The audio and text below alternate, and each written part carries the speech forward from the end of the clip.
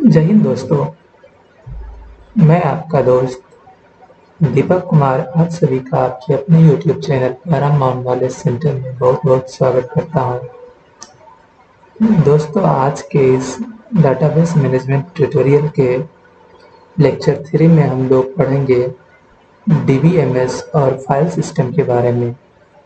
तो दोस्तों, स्टार्ट करने से पहले मैं आप सबों को ये बता देना चाहता हूँ कि अगर आप भी चाहते हैं कि हमारे हर एक वीडियो की नोटिफिकेशन आपको मिलती रहे, तो इसके लिए आपको हमारे YouTube channel Paramount knowledge centre को सब्सक्राइब करना होगा। अगर आपने अभी तक हमारे चैनल को सब्सक्राइब नहीं किया है तो नीचे दिए गए सब्सक्राइब बटन पर क्लिक करके हमारे चैनल को सब्सक्राइब कर लें और अपने हिसाब से नोटिफिकेशन बेल को एडजस्ट कर लें।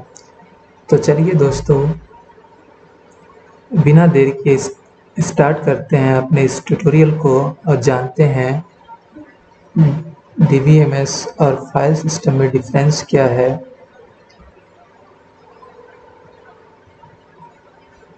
DBMS और फाइल पहले जानेंगे DBMS में क्या है।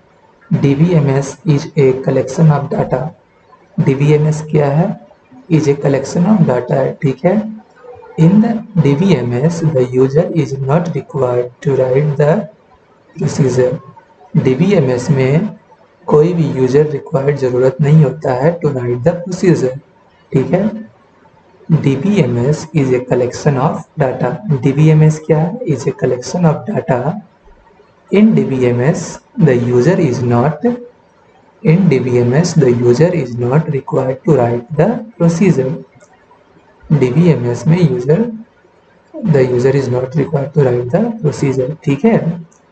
तो चलिए अब जानते हैं कि इस पॉइंट में फाइल सिस्टम में क्या डिफरेंस है। File system is a collection of data. File system भी क्या है? एक कलेक्शन ऑफ डाटा है। In the file system the user has to write the procedure. In the file system user has to write the procedure और managing the database, ठीक है, और managing the database. और वहीं DBMS में क्या था? The user is not required. लेकिन इन फाइल सिस्टम में क्या है? The user has to write the procedure. Means user क्या है? रिक्वायर्ड है। किसके लिए? Has to write the procedure for managing the database, ठीक है। तो चलिए अगले पॉइंट की ओर बढ़ते हैं।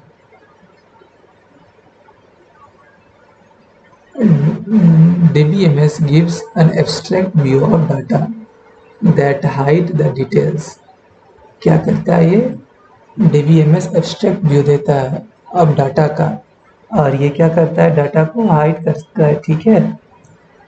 और वहीं क्या कहते हैं फाइल सिस्टम क्या करता है? It provides the details of data representation and storage of data.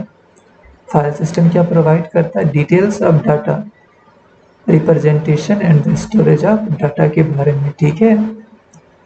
तो इस पॉइंट को फिर से जान लेते हैं। DBMS gives an abstract view of data. कैसा ये व्यू देता है? Abstract view of data that hides the details. और डिटेल्स को क्या करता है? ये हाइड करता है, ठीक है। और वहीं file system provides the details of the data, representation and the storage of the data. ये क्या करता है? ये सारा डिटेल्स जो भी है, रिप्रेजेंटेशन कैसा स्टोरेज है, वो सब प्रोवाइड करवा देता है, ठीक है। DBMS provide a crash recovery of mechanism, ठीक है। That is DBMS protects the user from the system failure.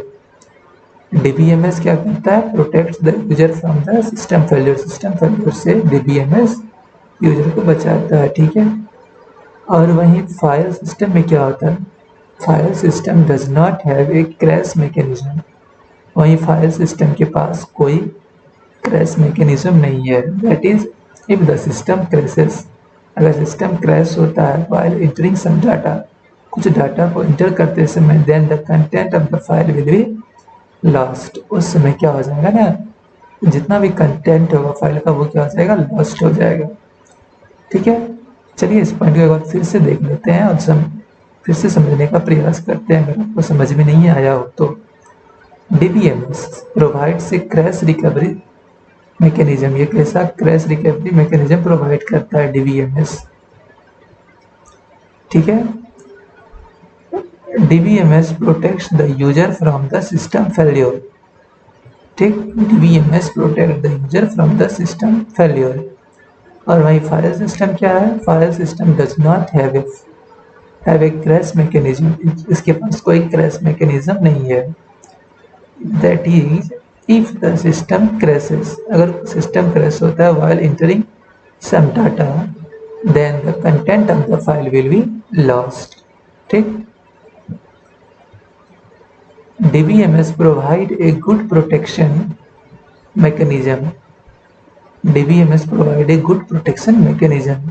ठीक है, और वहीं फाइल सिस्टम क्या है? It is very difficult to protect a file under the file system. It is very difficult to protect a file under the file system.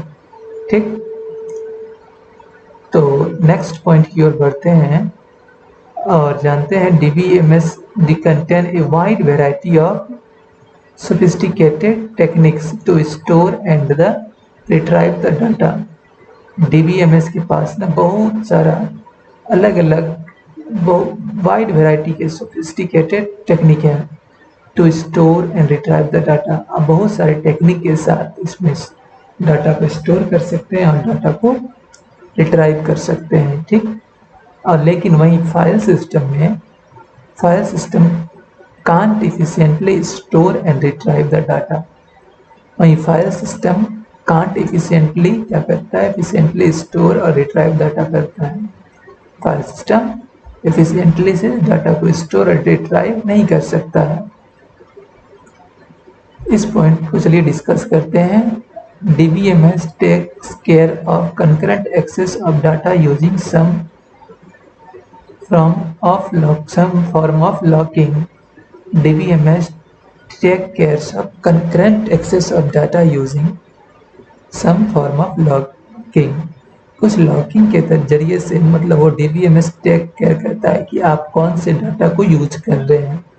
अगर आप अपना details किसी भी डाटाबेस से निकाल रहे हैं तो डाटाबेस इसको यहाँ DBMS ये टेक मतलब केयर रखेगा कि अच्छा जब भी कोई अपडेट होगा रिकॉर्ड और ये रिट्राइव होगा तो आपको मीन्स उसी का सिर्फ मिलेगा। ये नहीं कि किसी आप दूसरे के, मान के चलिए बैंक अकाउंट, मतलब आपका किसी बैंक में अकाउंट है, बैंक का भी तो कोई डाटाबेस है, आप दूसरे का अकाउंट से तो बैलेंस निकाल नहीं सकते हैं ना, क्योंकि ये DBMS वहाँ पे ना क्या करता है, चेक करते रहता है अच्छा कि ये बंदा का ही है तो इसमें इसी को सिर्फ कंकरेंट, मतलब आप यूज़ कर रहे हैं तो आप कोई दूसरा, मतलब आप किसी दूसरे अकाउंट को नहीं चेक कर सकते हैं और दूसरा आपके अकाउंट को चेक नहीं कर सकता है।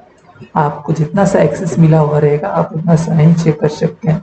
लेकिन वही फाइल सिस्टम में क्या होता है ना, ये file system concurrent access has many problem writing the file while other deleting some information or updating some information।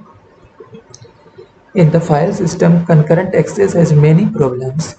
लेकिन वही फाइल सिस्टम में कंकरेंट एक्सेस को बहुत सारा प्रॉब्लम होता है, लाइक रिडायरेक्टिंग द फाइल को रिडायरेक्ट करने में, while other deleting some information और updating some information। अगर कोई इंफॉर्मेशन को डिलीट कर रहा है और वहीं कोई इंफॉर्मेशन को अपडेट कर रहा है।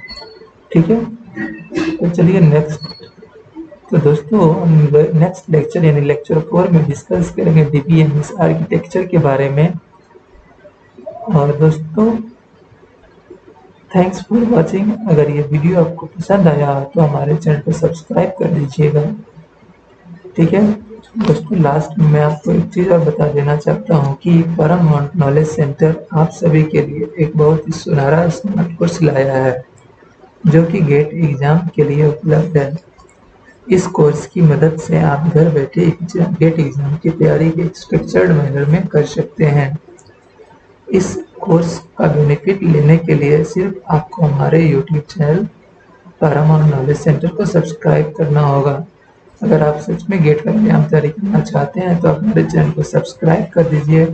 दोस्तों अगर ये वीडियो आपको पसंद आया हो तो इसको अपने दोस्तों के साथ शेयर कीजिएगा और इसको लाइक ज़रूर कीजिएगा। अगर आप भी किसी टॉपिक के बारे में जानना चाहते हैं तो उसे कमेंट बॉक्स में ज़रूर बताइएगा। तो चलिए हम सब फिर मिलेंगे लेक्चर 4 में। Stay tuned for the next video. Thank you for watching. जय हिंद।